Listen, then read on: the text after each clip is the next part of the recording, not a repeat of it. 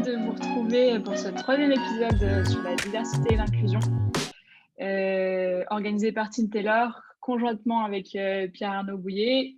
Aujourd'hui, on a à l'honneur deux interlocutrices supplémentaires qui sont exceptionnelles, dont une que vous avez déjà rencontrée au premier épisode, Raphaël Lalo de la société Ubisoft, et Pamela de la société Doctolib.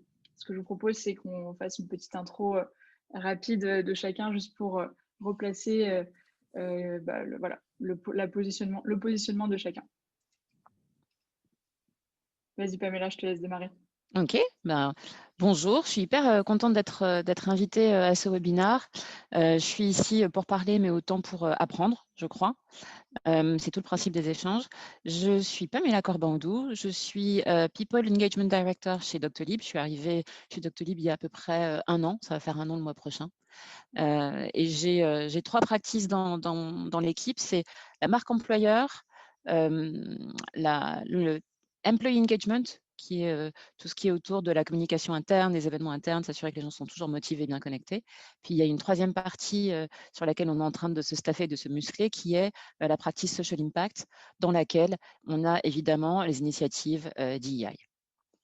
Voilà, et je suis hyper contente, ça a été toujours un grand sujet pour moi, les initiatives Diversity and Inclusion, pour plein de raisons, certaines évidentes, d'autres moins, mais c'est toujours un plaisir de pouvoir discuter avec d'autres personnes impliquées dans ces sujets-là, donc je suis très heureuse. Merci. Merci Pamela, bienvenue et hyper content de t'avoir aussi. Je t'en prie Raphaël. Du coup, merci beaucoup pour l'invitation, Lucille, après le premier épisode. Ravie de pouvoir être ici et ravie aussi de revoir Pierre-Arnaud et de rencontrer Pamela, de pouvoir échanger avec elle sur ces sujets. Donc, de mon côté, je travaille chez Ubisoft depuis maintenant 3 ans et 1 mois, je pense tout précisément, et je suis manager de l'équipe diversité, inclusion et politique sociale en France. Donc Ubisoft en France, c'est à peu près 4000 personnes sur 20 000 dans le monde, réparties de manière assez décentralisée sur pas mal de sites. Et donc le travail de mon équipe, c'est vraiment de soutenir et d'accompagner l'ensemble de nos structures en France, aussi bien les studios de production que des filiales business ou des sièges, à une meilleure appréhension et une meilleure formation sur ces sujets de diversité et d'inclusion. Et on rentrera dans le détail plus tard. Merci Raphaël. Vas-y Pierre-Arnaud. Hello tout le monde, je suis ravi d'être là pour cette 3e édition.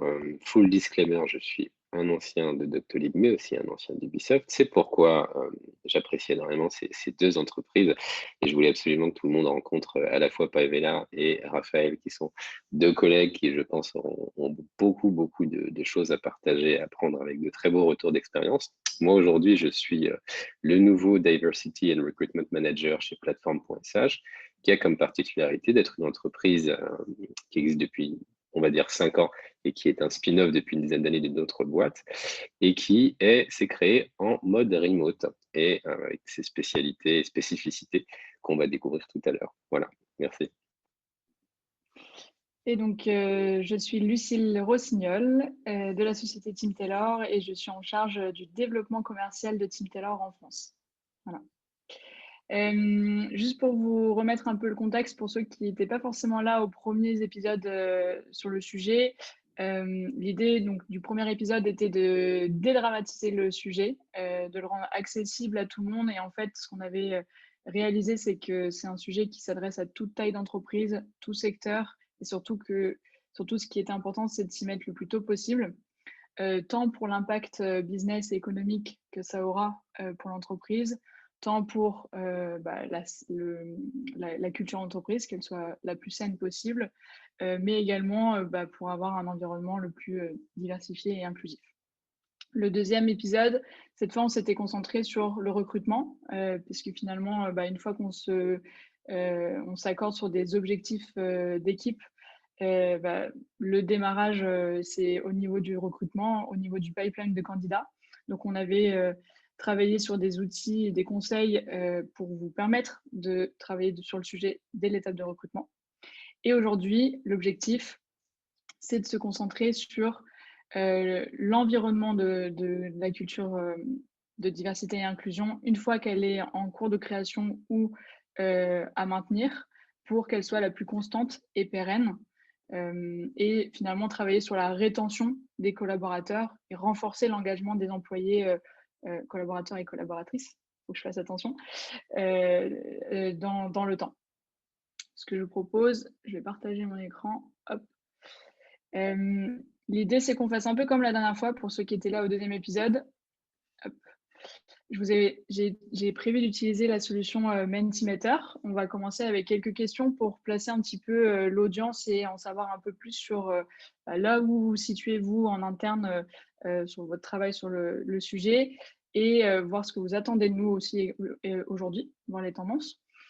Ensuite, bien sûr, on déroulera la structure qu'on a prévu d'aborder aujourd'hui et on vous donnera, comme d'habitude, tous nos conseils et nos retours d'expérience sur le sujet, pour ensuite garder un peu de temps à la fin sur un petit retour questions-réponses, en espérant qu'on ait assez de temps pour répondre à toutes vos questions. Ça marche? Vous voyez bien mon écran juste? Oui, c'est bon. Yes. Donc, hop, bon, là du coup, j'ai passé ça. Pour participer, si vous voulez répondre aux questions, soit vous approchez vos téléphones portables avec la caméra et vous scannez le QR code qui est à l'écran. Ça vous amènera automatiquement sur la page Mentimeter. Soit sur votre PC, vous prenez l'URL que j'ai mis sur la droite et pareil, ça vous amènera directement là où il y a les questions. N'hésitez pas à réagir. Vous avez vu, voilà, il y a les petits likes comme sur les réseaux sociaux. Hop, j'attends 2-3 minutes. Parfait.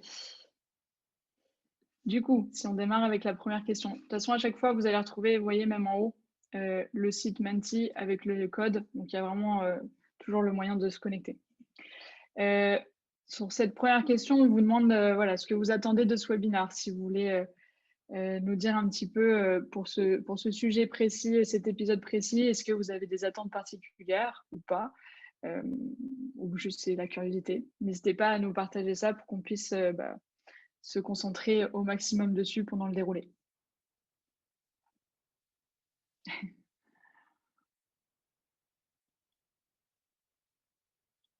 Bon, je vois que les bonnes pratiques sont la tendance favorite. Ça tombe bien, on est là pour ça. Personne ne veut connaître les mauvaises pratiques. C'est bizarre. Ça m'intéresse toujours. Je veux bien si tu en as quelques-unes, Raphaël. Malheureusement, Si, on en a je crois tous en qu'on est, tête. je crois que voilà, on est filmé, enregistré peut-être plus tard.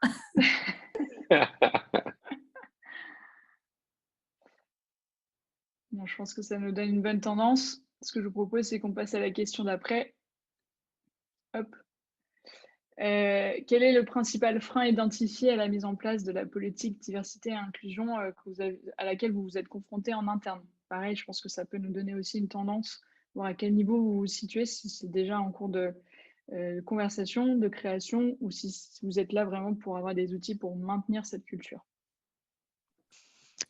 Anonyme, hein, donc si vous voulez mettre que le COMEX Oui. s'en fiche, vous pouvez y aller. Oui. Et je me souviens plus, Lucille, si on peut sélectionner plusieurs réponses ou si c'est juste une. Je ne sais plus si j'en ai mis cette option parce que parfois on a le super combo. Ouais. On peut en mettre autant qu'on veut. Ok. Tu réponds en même temps, Pamela? J'ai répondu à la première pour voir si ça fonctionnait bien, parce que j'aime bien tester pour être sûr que tout le monde peut avoir accès aux outils. Là, je n'ai pas répondu. Puis je vois que Mathieu a répondu dans le chat. Merci, ouais. Mathieu. Merci, Mathieu. Ok, donc on a quand même deux tendances principales. Soit j'ai pas le support du COMEX de mon management, soit je ne sais pas comment m'y prendre. Et bon, ça, pour le coup, ça tombe bien parce que c'est pour ça qu'on est là aujourd'hui. Hop. Et si je passe à la question suivante, bon, peut-être que ça se situe plus pour ceux qui ont déjà démarré sur le sujet, mais c'est aussi intéressant d'avoir l'avis de tout le monde. Quel est votre objectif finalement aujourd'hui? Quel est le point, l'objectif sur lequel voilà, vous rêvez de réussir en interne sur le sujet de la diversité et l'inclusion? Est-ce que vous avez vous êtes fixé un objectif sur 2021 que vous voudriez partager.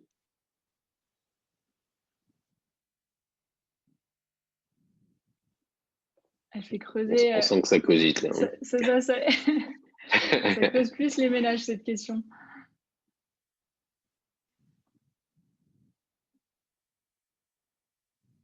Il est effectivement pas facile. Intéressant. Ouais. C'est chouette ce format-là, je ne l'avais jamais utilisé. Ça rend bien. Les nuages, oui. D'accord. Inclusif à tous les étages. Oui, inclusif à tous les étages, c'est clé. Diversité dans l'IT. Awareness. Oui. Un recrutement faire. Je vois également intégration, on pourra y revenir. Écouter tout le monde, j'aime beaucoup ça. C'est bien parce que je vois des sujets qu'on a prévu d'aborder, donc top. Très belle suggestion. J'aime beaucoup l'idée de dramatiser Diversity and Inclusion. Oui. Aider tout le monde. Super. Ouais. Souvent, la notion d'entraide, c'est très bien. Merci à tous pour vos partages et votre transparence, parce que c'est important pour nous. Hop. Alors ça, c'est pour après. Je vais enlever mon partage d'écran. Hop. Spoiler. Voilà. Spoiler. Attendez, je vais même changer. Hop. Pardon, avec tous mes écrans. Hop. Du coup, l'idée, c'est qu'on démarre par le démarrage. L'idée, c'est qu'on travaille sur une culture qui soit explicite et non implicite. Et la première question qu'on peut se poser, c'est finalement comment faire pour que les règles du jeu soient les mêmes pour toutes les personnes, même pour les populations les plus sous-représentées. Et du coup, pour ça, est-ce que Raphaël, tu peux nous dire comment toi, tu t'y es prise en interne pour le démarrage sur le sujet? Avec plaisir. Et peut-être juste pour revenir même à la manière dont tu as formulé la question, Lucille, et peut-être pour vous dire pourquoi on voulait aussi aborder cette question prime abord, c'est qu'en fait, et c'est aussi pour ça que c'est important de s'y prendre le plus tôt possible, c'est qu'en fait, quand on se parle de diversité et d'inclusion, il y a, ça on l'avait dit effectivement au premier épisode, mais c'est important de le rappeler, il y a en fait la manière très factuelle d'aborder la diversité, c'est-à-dire qui est dans la pièce, quelles sont les personnes qui sont dans votre COMEX, qui est dans la salle de réunion, quelles sont les personnes finalement dans toute leur diversité qui sont dans votre entreprise. Et après, il y a vraiment la partie inclusion, c'est OK, au-delà de la salle de réunion, qui est-ce qui a le droit de parler, qui est-ce qu'on entend, qui est-ce qu'on écoute, qui est-ce qui prend la parole. Et en fait, pour finalement permettre cette prise de parole et d'entendre tout le monde, il faut des règles du jeu dans votre entreprise qui soient extrêmement claires, parce qu'en fait, c'est comme si vous prenez une équipe de sport, s'il n'y a que quelques personnes dans l'équipe qui connaissent les règles du jeu, elles vont certainement mieux jouer que toutes les autres. Et vraiment, quand on est dans une entreprise, souvent ce qui se passe, c'est que la culture, ou en tout cas la population majoritaire, va avoir les règles du jeu qui parfois, quand on est dans une entreprise qui existe depuis longtemps, par exemple comme Ubisoft, où on existe depuis 35 ans, il y a des règles du jeu qui en fait sont tacites, implicite, c'est-à-dire que ça a toujours été comme ça. C'est le fameux « ça a toujours été comme ça ». Mais pour quelqu'un qui vient d'arriver ou pour quelqu'un qui peut-être finalement a moins l'occasion de s'exprimer parce qu'elle est dans une population sous-représentée, donc en dessous de la barre des 30% de représentation dans l'entreprise, quelles sont ces règles du jeu? Est-ce qu'elles sont explicites? Est-ce que, par exemple, je sais comment progresser dans l'entreprise? Et donc, par rapport à ça, il y a une première étape qui est extrêmement importante, on en revient à ce que je disais au démarrage, c'est qui est-ce qu'on entend dans votre entreprise? Est-ce que vous avez vraiment entendu tous les besoins?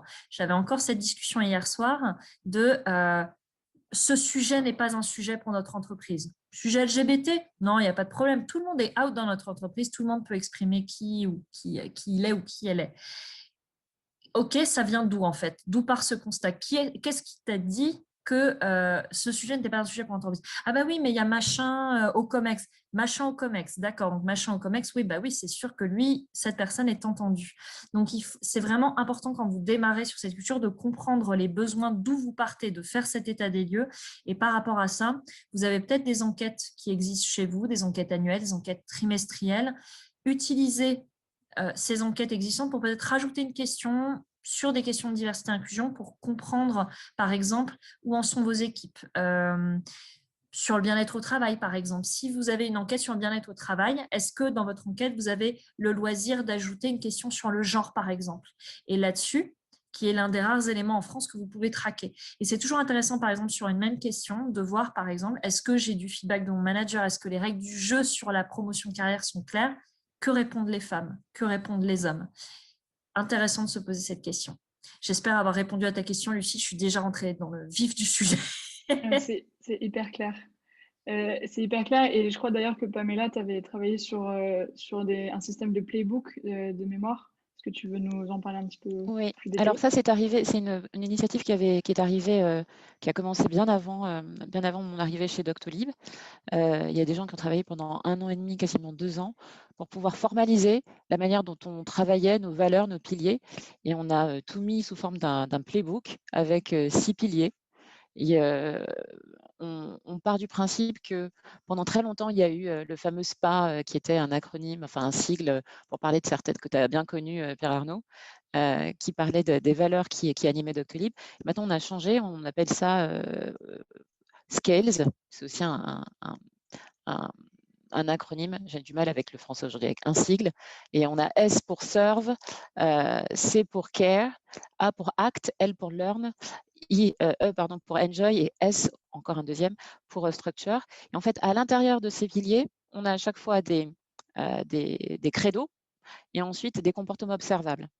Et on se dit que chaque Doctolibeur doit pouvoir répondre, doit pouvoir se sentir concerné par chacun de ces credos et chacun de ces comportements observables.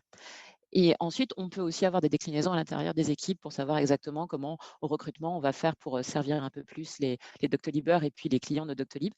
Ce qui est intéressant là-dedans, c'est qu'on a essayé de formaliser. On a fait un effort de formalisation. Ça a pris du temps, mais c'était important. Et ça permet aussi à chaque personne qui va entrer dans l'entreprise de savoir à quoi s'attendre. C'est ce que tu disais tout à l'heure, Raphaël, hein, si on n'a pas les règles du jeu, on ne peut pas savoir où se trouve le but, comment on marque des points, à quel moment on fait une faute. Et le simple fait d'avoir formalisé ça, je trouve que ça a été déjà un grand pas. Ça ne veut pas dire que c'est tout, hein. Je pense que si on reprend la métaphore de l'équipe de sport, il faut aussi avoir le bon équipement et le bon entraînement. Et il faut que chacun des joueurs, et il faut que l'entraîneur ou le staff, de manière générale, puisse accompagner chacun des joueurs en fonction de ses besoins.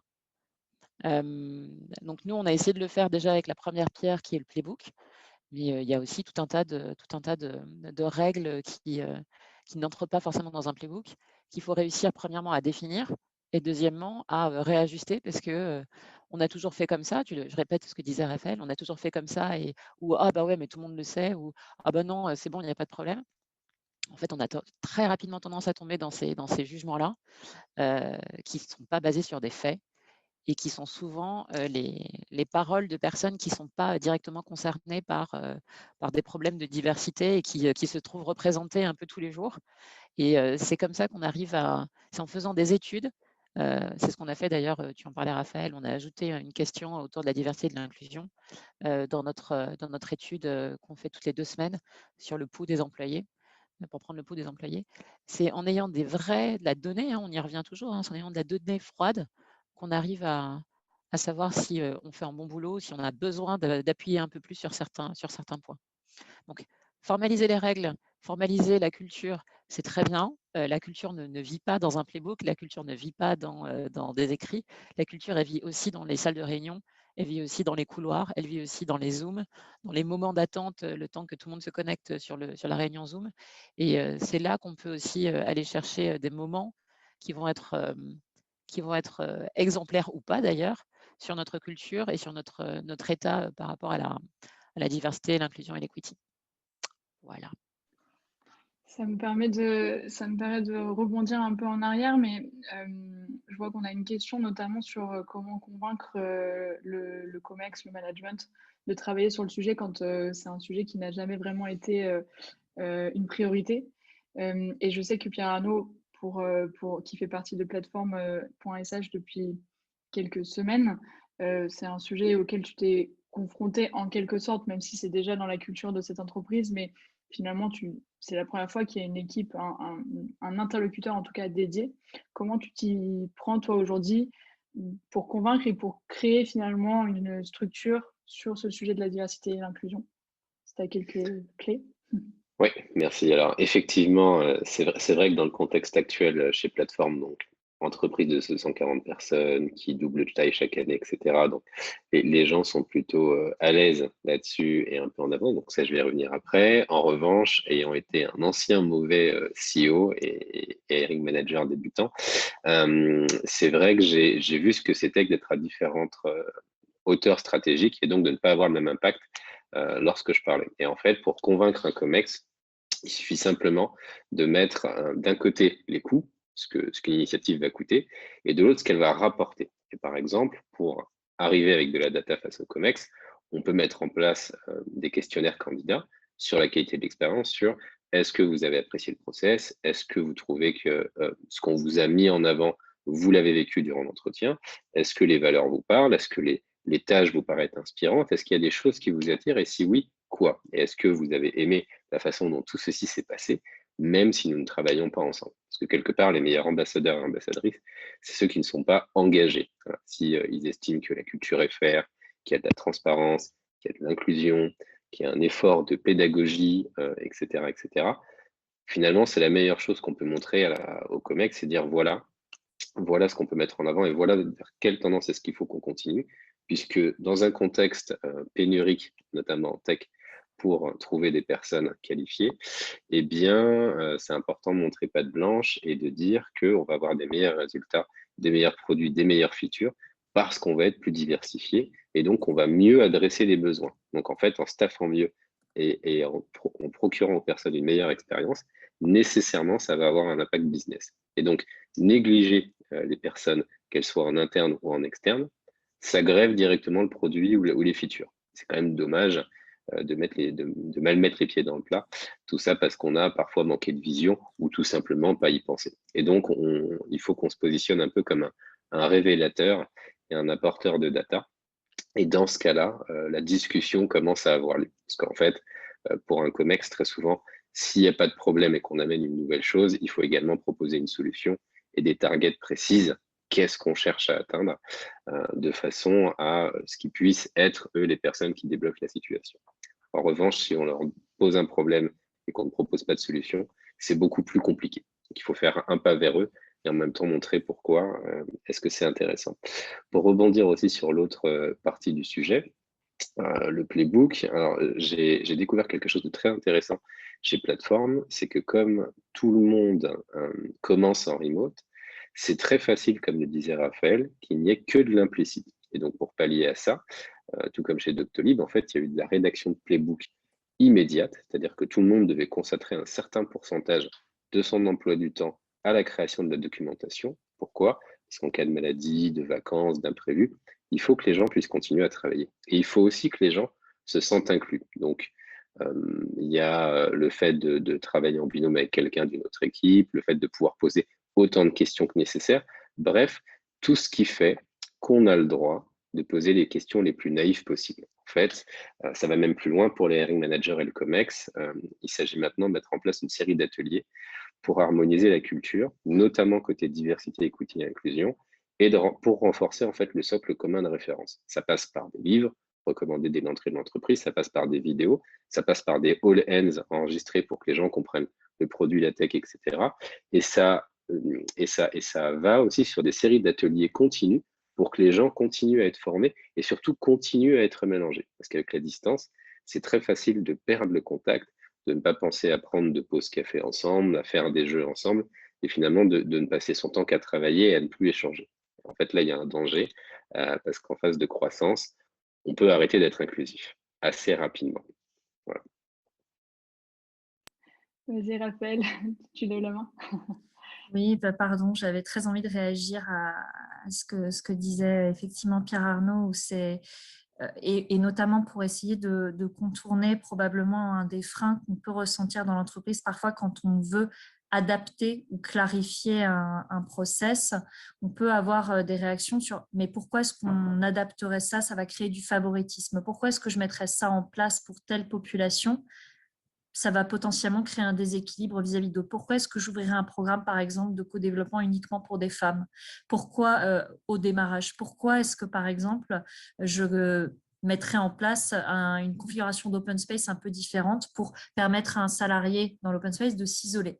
En fait, toutes ces adaptations, on est vraiment dans cette frontière, enfin, comment dire, ce lien entre diversité et inclusion, c'est l'équité. C'est nous, notre rôle au sein de l'entreprise, notamment dans les équipes RH, c'est de mettre en place des mécanismes d'équité où on va adapter, clarifier les règles et adapter aussi certaines choses pour qu'en fait, l'ensemble des règles, des choses qu'on va développer dans l'entreprise puissent bénéficier à tout le monde. En fait, plus vous allez clarifier, plus vous allez créer des adaptations pour toucher le plus grand nombre de populations possible. Et en fait, ça va profiter à tout le monde. Si je prends l'exemple vraiment au-delà de toute considération RH, même du jeu vidéo chez Ubisoft, en fait, de rendre nos jeux plus accessibles. Bon, certes, on va aussi toucher une plus grande part de marché, on n'est pas au pays des bisounours, mais en fait, si par exemple, j'augmente la taille de mes sous-titres dans un jeu vidéo pour me dire ça va être mieux aussi pour les personnes qui sont malentendantes, par exemple. Mais en fait, ça va peut-être bénéficier à des personnes malentendantes, mais ça va aussi bénéficier à plein d'autres types de handicap ou peut-être à une population aussi qui est peut-être plus âgée et qui a besoin d'avoir peut-être une taille de sous-titres plus élevée. Donc, une petite adaptation, un nouveau mécanisme va permettre d'ouvrir à plus de personnes. Et un dernier exemple, même si je sais qu'on va en parler, on voulait en parler ensuite sur la parentalité, ça passe aussi par des toutes petites choses. C'est par exemple quand vous êtes une personne qui travaille en RH sur la partie administrative, vous accueillez un ou une nouvelle salariée dans l'entreprise, c'est par exemple si c'est une femme, ne pas partir du principe quand vous allez prendre ces données, par exemple maritales ou conjointes, etc., d'assumer que parce que c'est une femme, elle est mariée à un homme ou elle vit avec un homme. Donc, est-ce que vous pouvez donner le nom de votre partenaire? C'est un tout petit changement de mot. Mais déjà, est-ce que vous pouvez me donner le nom de votre mari versus le nom de votre partenaire? C'est un tout petit truc, mais ça change énormément. Nommez votre congé-pat et accueil d'un enfant ou du coparent. Là, tout de suite, juste par un petit mot, vous englobez encore plus de monde parce que vous prenez aussi en compte les familles homoparentales. Voilà. Et je m'arrête là. Et ça me permet de rebondir parce que je vois en interne, on est au démarrage d'une équipe justement sur la diversité et l'inclusion et je me confronte clairement à l'établissement de l'équipe, comment être inclusif, comment faire en sorte que toutes les minorités sont représentées dans cette équipe et tout le monde a la possibilité de participer. Bon, ça, c'est un premier sujet. Mais finalement, si on s'intéresse plutôt à la communication, j'avoue qu'aujourd'hui, je ne sais pas à quel moment il faut que je décide de communiquer en interne puis en externe sur le sujet, en sachant que dans ma tête, je me dis, ça a peut-être plus de sens et c'est peut-être plus inclusif d'en parler dès le début, même si j'ai pas forcément encore de choses ultra concrètes à présenter, mais déjà que les collaborateurs et collaboratrices sachent qu'on entend leur retour dans les enquêtes qu'on envoie et qu'on travaille sur le sujet. Qu'est-ce que vous en pensez, vous, de votre côté? Il faut toujours commencer par l'interne. Je prêche pour ma paroisse en disant ça, mais il n'y a rien de plus désagréable pour une personne dans une entreprise que de découvrir ce que l'entreprise fait sur LinkedIn ou sur un réseau social. C'est très désagréable parce qu'on a l'impression que on peut se dire « Ah, super, mais dans ce cas-là, j'aurais aimé être prévenu pour pouvoir participer parce que je peux peut-être avoir ma pierre à apporter à l'édifice. » Et ça peut être aussi « Ah, ok, ils sont en train de parler de ça alors qu'en fait, j'en ai jamais entendu parler en interne. Est-ce que c'est pas un peu du D&I washing ?» Est-ce que c'est pas le dernier truc à la mode pour faire venir 3-4 candidats en plus? Donc ma position là-dessus, et elle a assez peu bougé depuis des années, elle est plutôt renforcée, c'est que quand on fait quelque chose, on commence par l'interne, parce que ça peut permettre de rassembler les forces vives, ça peut permettre justement d'inclure un peu plus d'autres personnes dont on n'avait pas soupçonné que ils étaient, je ne sais pas moi, impliqués dans une association autour de l'autisme et de la neurodiversité, par exemple. Ou se dire, bah, tiens, telle personne, j'avais aucune idée que cette personne était parent d'enfants LGBTQIA+. Mais là, tout d'un coup, on va avoir un autre filtre, une autre richesse de point de vue si on implique cette personne dans notre réflexion. Et en fait, quand on commence par l'interne, je pense que c'est le meilleur moyen de mobiliser les forces vives de la boîte. Et ensuite, si on fait très bien le travail, on peut même avoir des gens de l'interne qui vont en parler à l'externe pour nous. Et là, c'est le top, parce que c'est de l'employee advocacy. Mais ouais, pour moi, c'est d'abord l'interne et ensuite, on va en parler à l'extérieur. avec des vraies preuves et pas juste pour dire hey, regardez, on a des noirs dans l'équipe, hey, regardez, on a des femmes à la tech, et regardez, on a quelques handicapés, on a même monté une rampe parce que c'est du handicap visible. Donc, pour moi, c'est d'abord de l'interne. Absolument d'accord avec Pamela. Il n'y a rien de pire que d'avoir un magnifique site avec une très belle rubrique diversité, inclusion, impact social et avec des employés qui ont tous le sourire, la banane et c'est United Colors of Benetton. Il y a vraiment de tout. Et puis d'arriver dans l'entreprise et waouh, open space où il y a littéralement la même tranche d'âge et tout le monde est blanc. Vraiment soigner l'interne pour éviter une schizophrénie entre ce que vous vendez à l'externe et ce qui se passe en interne. Je comprends. Complètement d'accord, effectivement. Alors moi, d'ailleurs, il m'est arrivé un cas inverse, à 43 ans, qui est un peu drôle. En fait, en arrivant chez Plateforme, je me suis rendu compte que j'étais dans les plus jeunes, parce que quand on crée un produit pour d'autres développeurs, forcément, c'est avec des développeurs plutôt seniors, voire très seniors. Et donc, j'ai des collègues qui ont 40, 50, 60, voire plus. Et c'est très sympa. Et du coup, tout se joue sur comment intégrer les juniors. Et alors, pour tout ce qui est best practice, là où je rejoins Pamela et Raphaël, je rejoins toutes les deux, c'est qu'en fait, pour nous, c'est un peu tôt de communiquer à l'externe. En fait, on préfère participer à des clubs B2B de coaching, avec vous, avec Scaleway, etc. Avoir de belles réussites en interne, essayer de faire en sorte que tout le monde soit au même niveau de connaissance, essayer de faire qu'il n'y ait pas des personnes qui se disent pourquoi est-ce que je n'ai pas été inclus là-dedans, avant de publier plus tard du contenu sur la toile pour les personnes qui sont intéressées.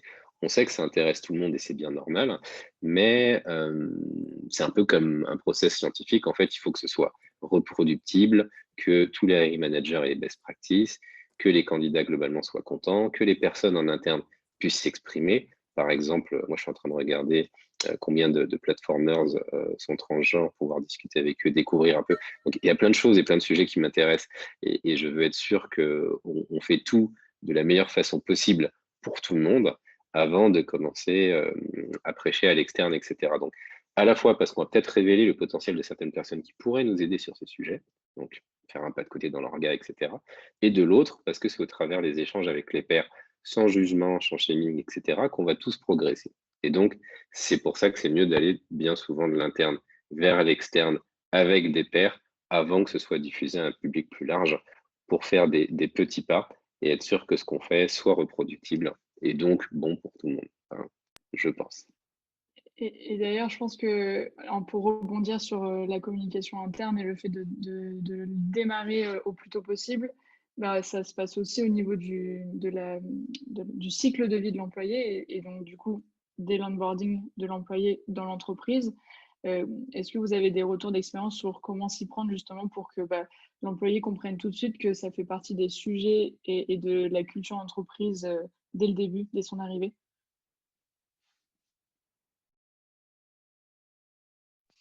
J'ai un exemple de ma boîte d'avant qui faisait ça plutôt bien. On avait à l'époque où je suis arrivée une Chief Diversity Officer qui était au COMEX et qui venait faire avec son équipe, qui était toute une équipe Social Impact, qui venait faire une présentation dès l'onboarding et qui disait, alors très à l'américaine, hein, qui disait voilà, on a des Employee Resource Groups, des ERGs, vous pouvez en faire partie. Évidemment, quand on est visiblement d'une minorité ou d'un groupe sous-représenté, on se fait happer dès l'arrivée par les présidents ou les présidentes ou les membres des groupes des ERGs. On se fait ajouter à leur Slack channel ou à leur groupe d'une certaine manière. Mais il y avait une vraie volonté qui était faite, même, je me trompe, pardon, il y avait une volonté sur la diversité, l'inclusion et l'equity qui était faite avant même l'entrée, avant même l'onboarding. Il y avait systématiquement une interview diversity and inclusion dans tous les process de recrutement avec un veto possible de la part de l'intervieweur. Donc on avait un certain nombre de personnes qui étaient formées pour pouvoir mener à bien ces interviews. Et c'était plusieurs personnes dans plein d'équipes différentes de la boîte. Et même si un profil était très très bon, si on détectait à un moment qu'il y avait une réponse ou une attitude qui n'était pas vraiment ouverte à ces sujets, avec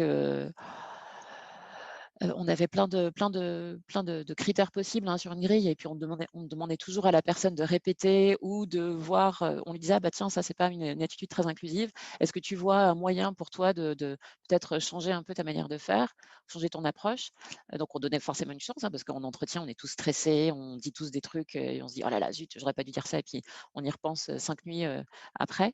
Donc on donnait toujours la possibilité à la personne de revenir sur ce qu'elle avait dit ou de changer un peu son attitude. Parce qu'on a aussi besoin de personnes, c'est ça l'inclusion aussi, hein, c'est aussi aller chercher des gens qui ne pensent pas forcément inclusion tout le temps. Et, donc, à la fin, si on sentait que la personne n'avait pas vraiment envie d'amender son comportement, on pouvait mettre un veto sur la candidature de cette personne qui n'allait pas plus loin dans le process. Donc on avait la partie interview, la partie onboarding où il y avait une présentation de ce que ça voulait dire diversity and inclusion pour nous, enfin diversity, inclusion and belonging dans l'entreprise où j'étais avant.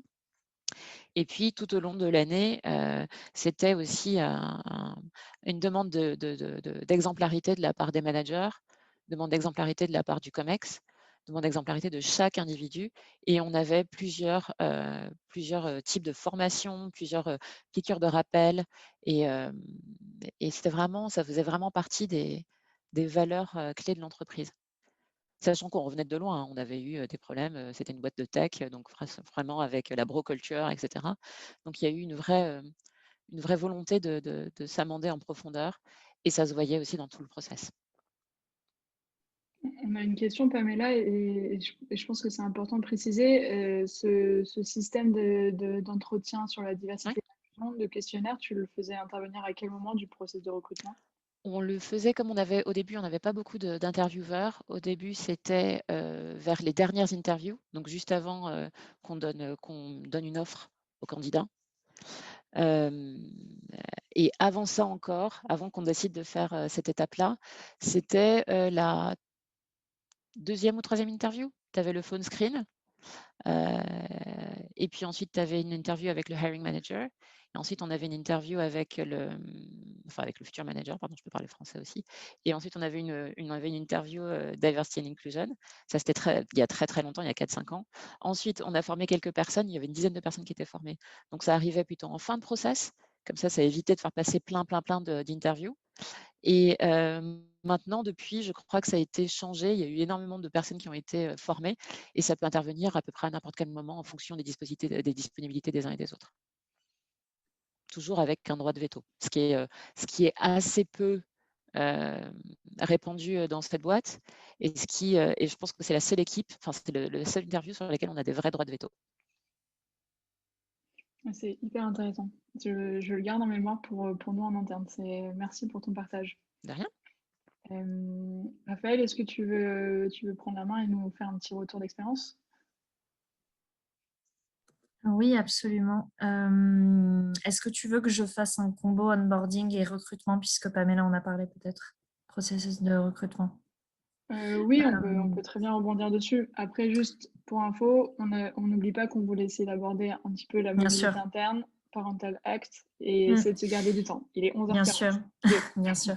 Effectivement, sur le recrutement, peut-être, puisque c'est avant l'onboarding, pour aller très rapidement, en fait, on sait que c'est un sujet complexe qui doit se prendre dès l'amont. Donc, nous, par exemple, en interne, on accompagne particulièrement en ce moment nos équipes recrutement en France depuis vraiment le très en amont, donc la rédaction d'offres de postes inclusives. Donc, on fait vraiment des ateliers très pratico-pratiques pour vraiment travailler des offres de postes qui soient les plus inclusives possibles.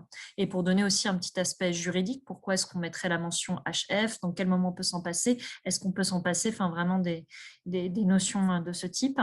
On est en train de travailler aussi pour qu'eux-mêmes soient en mesure de délivrer des formations sur le process de recrutement, donc cette idée de clarifier les règles du jeu, mais en parlant des biais aux managers qui recrutent. Donc, c'est vraiment les équipes de recrutement qui vont ensuite dire des managers qui recrutent comment tu fais un brief factuel, comment tu objectivises au maximum ton processus de recrutement, est-ce que c'est en mettant vraiment l'accès sur les compétences avant les diplômes, quels sont vraiment ce que tu vas rechercher, essayer d'objectiver quelles questions tu peux poser en entretien et quelles questions tu ne peux pas poser, quels sont les biais auxquels tu peux être soumis, quelle est la composition de ton équipe aujourd'hui, d'un point de vue diversité et inclusion, est-ce qu'il y a des compétences complémentaires? On va vraiment focaliser sur la compétence. Donc vraiment, ça fonctionne de travailler en petits groupes et ensuite de mener, de rendre les équipes de recrutement honneur de ce sujet et qu'elles puissent aller le transmettre. Après, sur les entretiens, ce qu'on est aussi en train d'essayer de mettre en place, c'est de faire en sorte qu'au moment de la phase d'entretien avec les équipes de recrutement, on ait 2 personnes et de préférence un homme, une femme si on y arrive, ou en tout cas avoir des avis un peu divers dans la pièce au moment de l'entretien pour confronter les points de vue. Donc ça, c'est sur la partie recrutement et on continue d'essayer de progresser. Sur la partie onboarding, on en parlait, l'important c'est de ne pas être schizophrène et encore une fois, clarifier les règles du jeu. Ce qui va être important pour la personne qui arrive, c'est évidemment de lui donner tous les contenus diversité inclusion, peut-être de l'orienter vers des groupes qui existent en interne. Sur aussi l'inclusion, l'orienter vers les canaux d'alerte peut-être internes sur les mauvais comportements, sur des comportements inappropriés qui peuvent exister dans la boîte pour montrer d'entrée de jeu, ah ok, il y a des trucs mis en place aussi dans la boîte.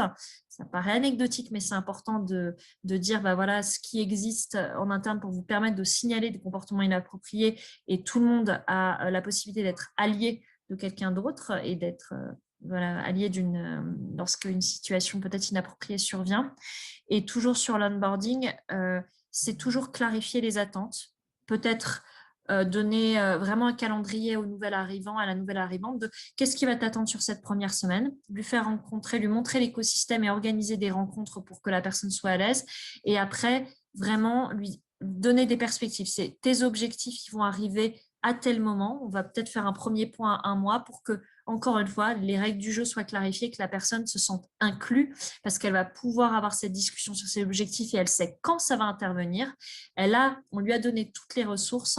Mais maintenant, c'est pareil, comme en amour, on dit, il n'y a pas clairement, il y a les preuves d'amour. Bah, en fait, l'onboarding, il y a ce qu'on t'a promis et il y a concrètement les preuves et la clarté que tu vas avoir dès les premiers mois et dès les premières semaines. Oui, j'ai bien envie de rebondir là-dessus. Effectivement, l'onboarding, alors dans chaque entreprise, il va être différent parce qu'il va être lié aux valeurs, au parcours qui a été créé, aux besoins de chaque job et autres. Mais il faut toujours se rappeler que l'arrivée d'une recrue ou d'un new joiner, c'est un moment clé pour tout le monde. En fait, tout va jouer durant les premières semaines parce que si on prend mon environnement, 60% de profils tech et seniors sur leur sujet, beaucoup d'implicite, beaucoup de capacité à apprendre, se poser des questions, à communiquer efficacement dans différentes langues sur plusieurs créneaux horaires. Et lorsqu'on arrive là-dedans, il peut manquer des briques et on peut très vite se sentir dépassé. Et donc, il est important que l'onboarding, qu'on l'ait pensé en amont pour qu'il y ait le plus de ressources possibles qui permettent à quelqu'un qui intègre un nouveau groupe de se sentir bienvenu, bien sûr, et de pouvoir poser des questions en toute sérénité. Et en fait, c'est aussi le moment où, durant tout le cycle de vie de l'employé, il y en a qui sont là depuis 10 ans, chez Ubisoft, par exemple, il y en a qui sont là depuis 35 ans, et en fait, chez Plateforme, ces plateformeurs vont découvrir comment la culture est vécue, comment ces valeurs sont vécues. D'ailleurs, c'est sympa de leur demander de faire un rapport d'étonnement au bout d'un mois, juste pour avoir une prise de feedback avec un peu de hauteur. Et on a essayé de mettre en place quelque chose qui s'appelle, c'est une valeur qui s'appelle Don't Go Changing. Et derrière, ce qu'on a mis derrière, c'est la culture est ouverte, elle est diverse, elle est inclusive, il ne faut rien changer, venez comme vous êtes. D'ailleurs, il y a plus ou moins la même chose qui existe en français pour McDo, et c'est assez vrai. Pourquoi est-ce qu'on chercherait à gommer les spécificités de quelqu'un? C'est bien de les intégrer. Pour pouvoir les intégrer, il faut qu'ils se sentent en confiance pour pouvoir les exprimer et ne pas les cacher. Et donc, ça se traduit, la façon dont on va les accueillir va leur permettre d'exprimer ou non cette richesse et de pouvoir la porter. Voilà. Et donc, c'est très important d'être exemplaire, d'avoir des leaders qui, du coup, bien qu'étant faillibles et ne s'en cachant pas, cherchent à montrer à la personne que eux aussi, ils en sont passés par là, qu'il y a plein d'astuces pour pouvoir s'intégrer de façon beaucoup plus efficace. Et il ne faut jamais oublier que ces personnes, qu'elles restent ou qu'elles s'en aillent, vont en parler autour de leur entourage et vont dire « cette fois-ci, j'ai été bien accueilli parce que », ou « je vais enfin pouvoir m'épanouir parce que ». En fait, on a bien fait notre job si on génère cet élan chez les nouvelles personnes qui nous rejoignent. Et c'est aussi ça, quelque part, qui y a derrière la culture, les process de recrutement et l'onboarding. Et je pense qu'on a tous vécu ce moment quand on était enfant, de ne pas avoir de copains en arrivant quelque part et d'avoir quelqu'un qui nous voit tout seul et qui dit « Hey, viens, je vais te présenter. » Ah, en fait, ça, c'est super. Il faut absolument qu'on conserve cette fraîcheur et cette bienveillance envers les personnes. Voilà. Et pour continuer sur le cycle de vie de l'employé, alors il nous reste une dizaine de minutes, donc je pense qu'il faut qu'on se concentre sur le prochain sujet. En parlant de mobilité interne, est-ce que vous avez quelques clés ou retours d'expérience sur comment s'y prendre sur ce sujet? Chez Doctolib, on a mis en place ce qu'on appelle le Competency Framework. C'est une autre équipe qui l'a mis en place, donc je peux en parler avec beaucoup d'aise. Je trouve que c'est une super initiative. Ça nous permet déjà de savoir si on a chacun les compétences nécessaires pour le poste sur lequel on est placé et comment on peut évoluer vers une promotion, vers une équipe plus large, etc., en ayant toutes les compétences dont on a besoin avec des niveaux différents. Et ça va de niveau start 0 à expert, advance, etc. Et le fait d'avoir une grille claire permet de savoir exactement à quel point la marche est haute.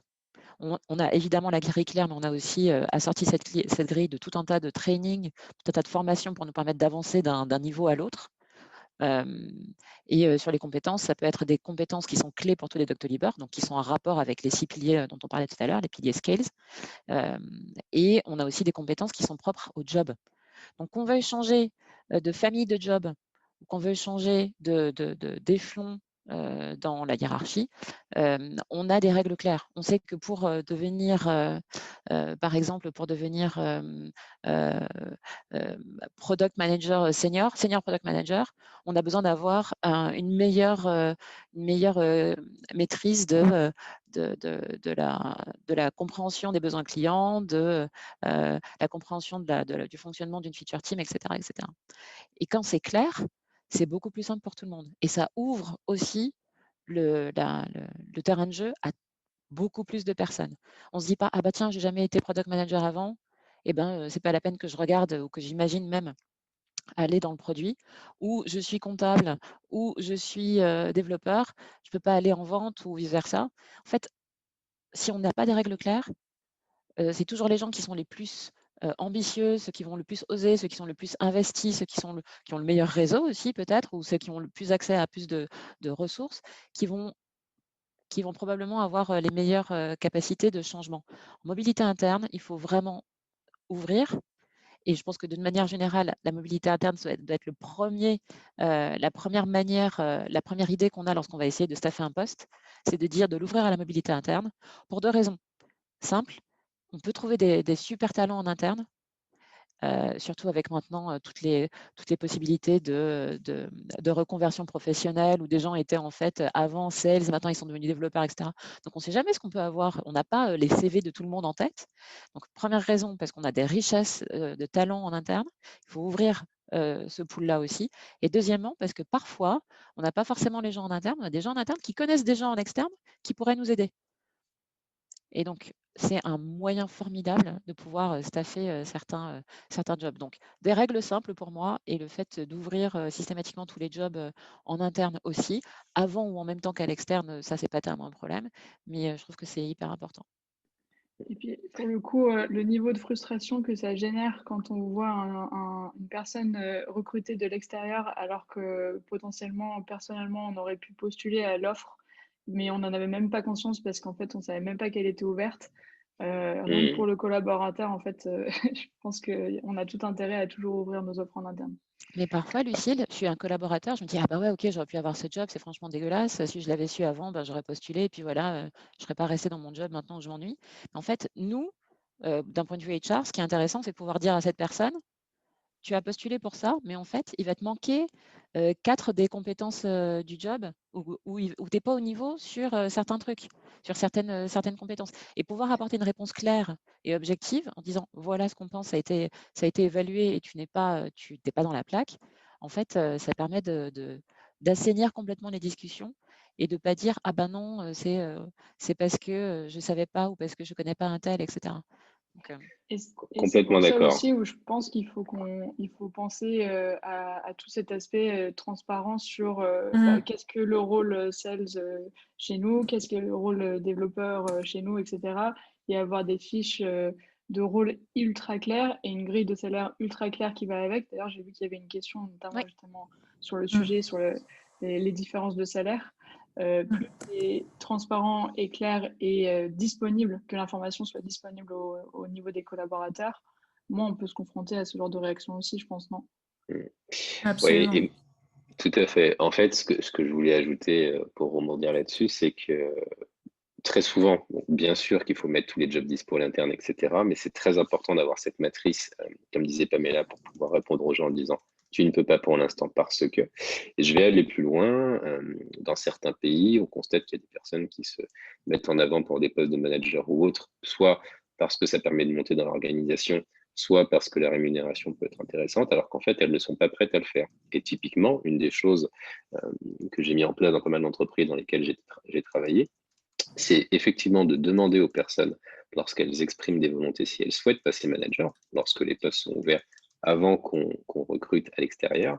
En revanche, c'est également de faire un état des lieux et surtout de demander à la personne d'être certifiée.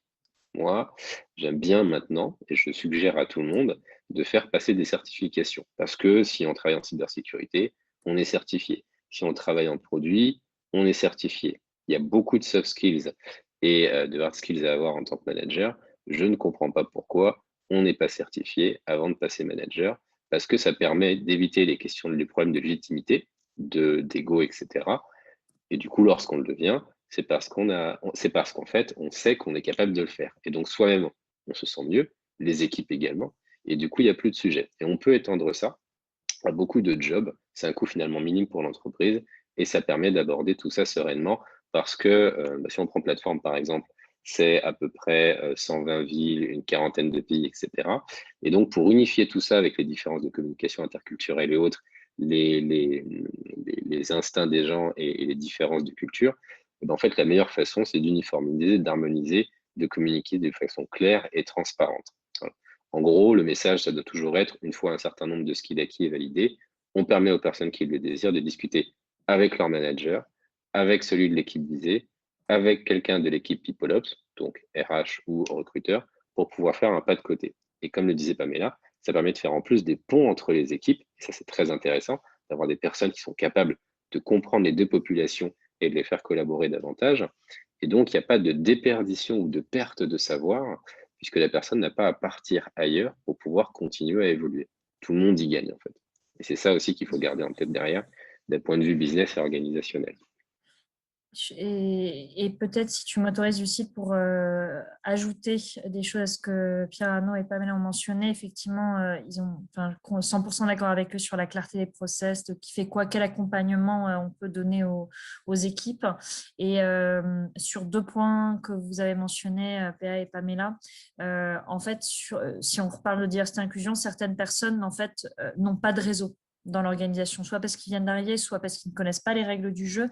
Et du coup, vous, ce que vous pouvez faire, c'est créer ces opportunités de réseau, soit par potentiellement des binômes, un buddy par exemple, quand vous arrivez dans l'organisation, peut-être des moments informels, surtout en ce moment en temps de Covid, créer des passerelles, des moments peut-être un peu calés dans les agendas, surtout si vous êtes encore dans une petite organisation, avec peut-être dans chacun de ces moments conviviaux, 5 minutes accordées pour présenter les métiers. Donc, ça permet à la fois d'apporter une compétence, de montrer une compétence à d'autres et de créer du réseau pour certains ou certaines qui n'en ont pas en fait. Et le deuxième point qui a été évoqué aussi, c'est mettre en lumière les métiers et les attentes. Nous, on est en train de développer un truc chez Ubisoft qui sont des conférences où on va prendre un métier, par exemple le métier de la data, mais on va essayer de l'aborder de manière transverse sur toutes nos familles de métiers, parce qu'il y a mille et une manières de faire de la data si on est dans un studio de production de jeux, si on est dans un siège, il y a plein de manières de l'aborder. Donc, on va faire un format de conférence d'1 heure où, avec des collaborateurs et des collaboratrices qui s'expriment sur « Ok, moi, le métier de la data, chez moi, ce que ça veut dire et quelles sont les attentes, sur quoi vous devez vous développer. » On vient de les créer, mais on a déjà une certaine demande. Voilà. Hyper intéressant. Je vais rebondir sur ce que tu as dit, Raphaël, pour les espaces d'expression et de fait de permettre aux gens d'acquérir du réseau. Par exemple, la plupart des gens ne savent pas que beaucoup de dirigeants de grandes scale-up sont en fait des introvertis qui font semblant d'être des extravertis. Alors qu'en fait, les introvertis sont intéressants pour une orga parce qu'ils ont tendance à remarquer beaucoup de choses et les rares fois où ils essaient de prendre la parole, c'est vraiment pour aider. Et donc ça peut être très intéressant. Il ne faut pas qu'on se coupe de ce type d'avis ou de personnes clés simplement parce qu'elles ont moins tendance à prendre la parole. Donc il faut laisser ces espaces d'expression et ses possibilités d'évolution de carrière aussi, parce qu'en ayant des leaders de type introverti, d'autres introvertis, tout comme pour les femmes ou les autres minorités, vont pouvoir se dire c'est possible pour moi, je peux continuer à apporter ma pierre à l'entreprise, j'ai pas besoin d'aller ailleurs pour pouvoir m'exprimer. Et voilà, et comme ça on continue à rester le plus inclusif possible. Je vois qu'il est 58. Ce que je vous propose, c'est qu'on passe aux questions. Du coup, on n'a pas le temps d'aborder tous les sujets, mais comme on l'a dit au début, c'est un sujet qui est très vaste et forcément 1 heure, ça réduit quand même le temps. Si c'était aussi facile que ça, tout le monde saurait en parler et tout le monde serait expert sur le sujet. Mais dans tous les cas, ça nous permet aussi de renouveler l'aventure et de pouvoir avoir un 4e épisode sur le sujet pour vous préciser, pour vous donner des astuces, notamment sur le sujet du Parental Act, notamment sur voilà, comment terminer un process avec un collaborateur, etc., etc. On a plein d'autres idées et plein de sujets sur lesquels on va vouloir continuer de vous épauler et de vous donner des astuces. Je vais repartager mon écran juste pour les 2 dernières questions. Les 2 dernières questions. Oui. Excuse-moi Lucille, je dois m'excuser, je suis attendu sur un autre créneau horaire pour un entretien, c'est important, je tiens à être à l'heure.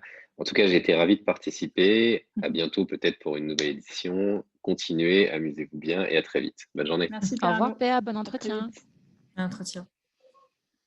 Hop.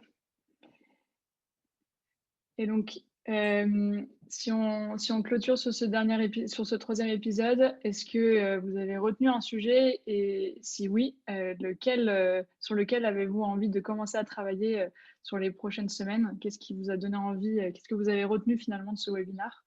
Et finalement, pourquoi pas vous le demander la prochaine fois qu'on se retrouve, voir là où vous en êtes. Ouais, règle du jeu. Onboarding, moment clé, ouais, super. J'espère qu'on va pas perdre tout le monde. Onboarding, génial. Top.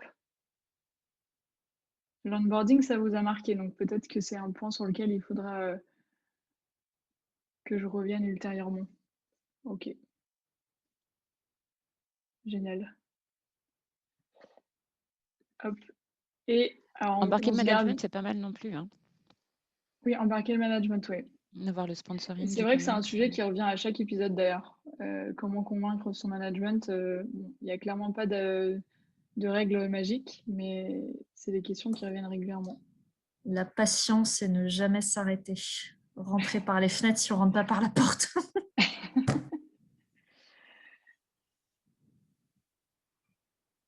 La fiche métier clair aussi, je pense que c'est hyper important. Ouais. C'est un travail de titan, hein, souvent. Hein.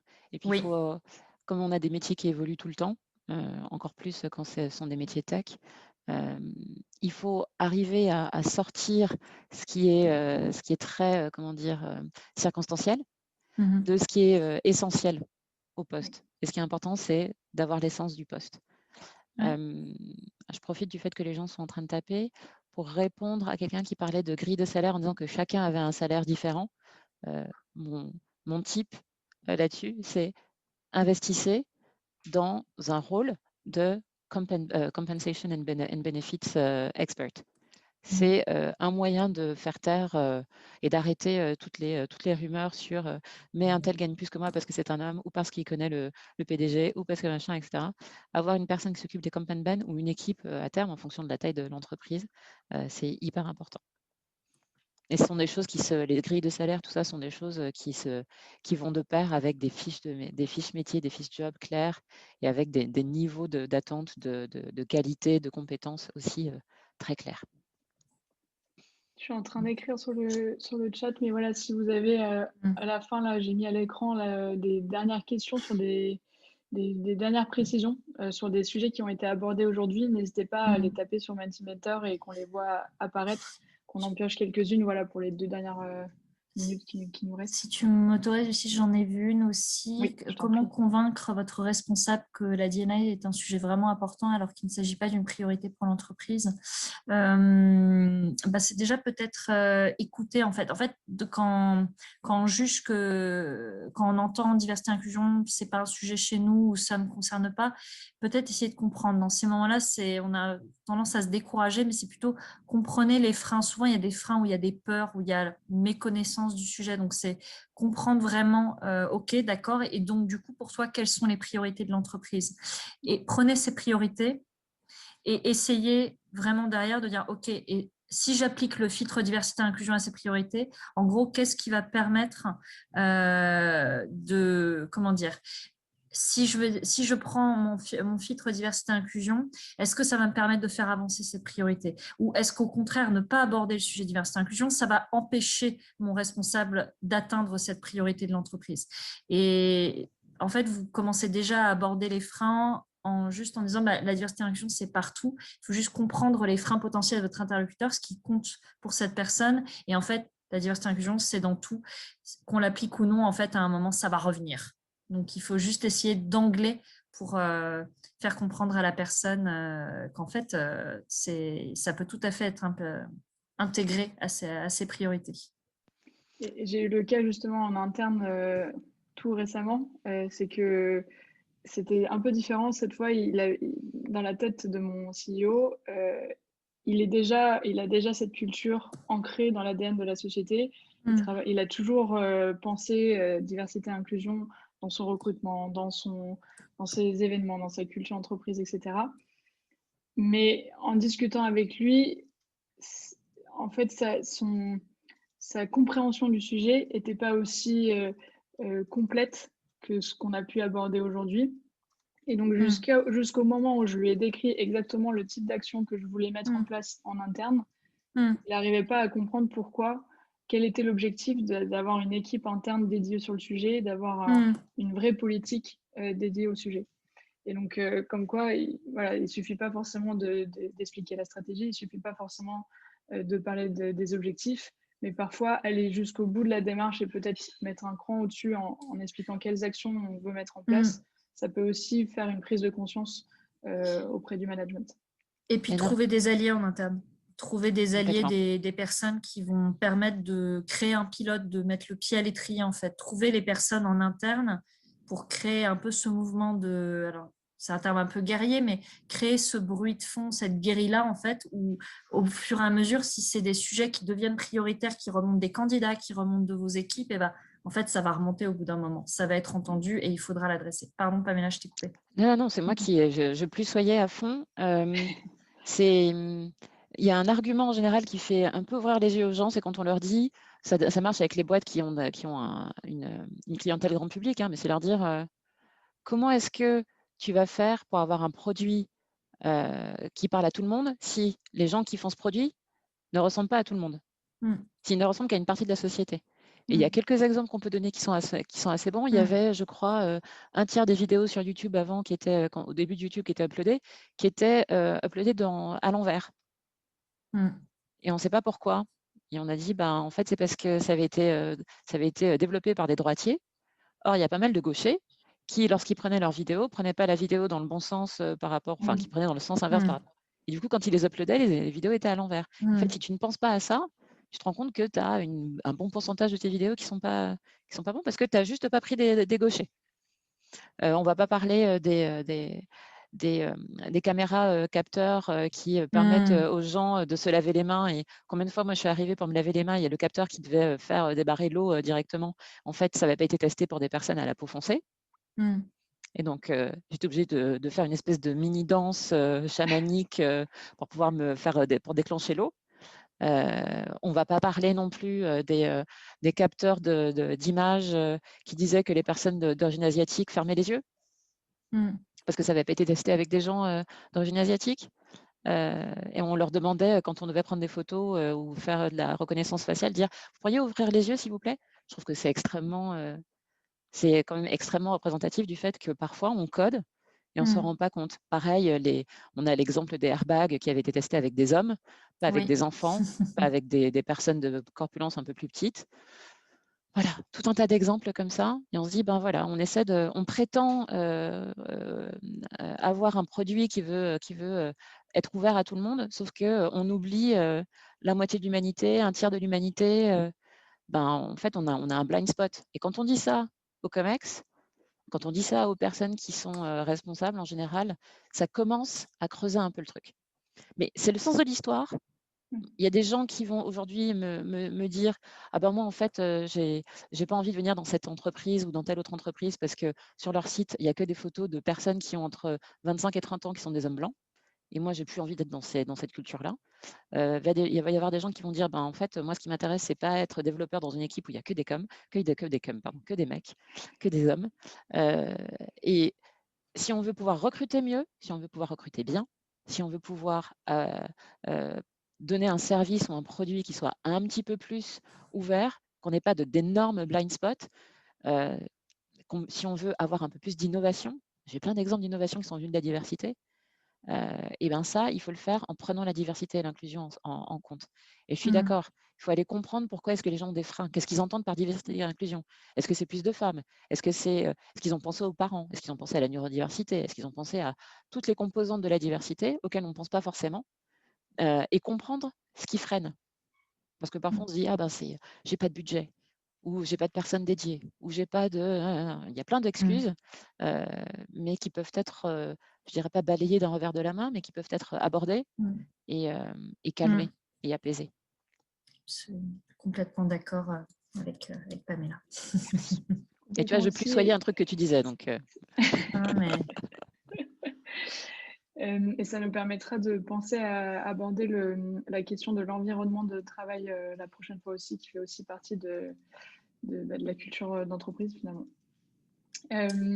Merci à toutes les deux. Merci à tous les participants d'avoir été présents avec nous aujourd'hui. Merci pour vos questions et votre participation qui ont fait vivre ce webinaire de façon vive et constructive. On espère vous retrouver la prochaine fois, au prochain épisode, pour en savoir plus et avoir la suite des conseils de nos experts. Et on vous souhaite une belle journée et à très vite. À très vite. Merci beaucoup. À très vite. Merci.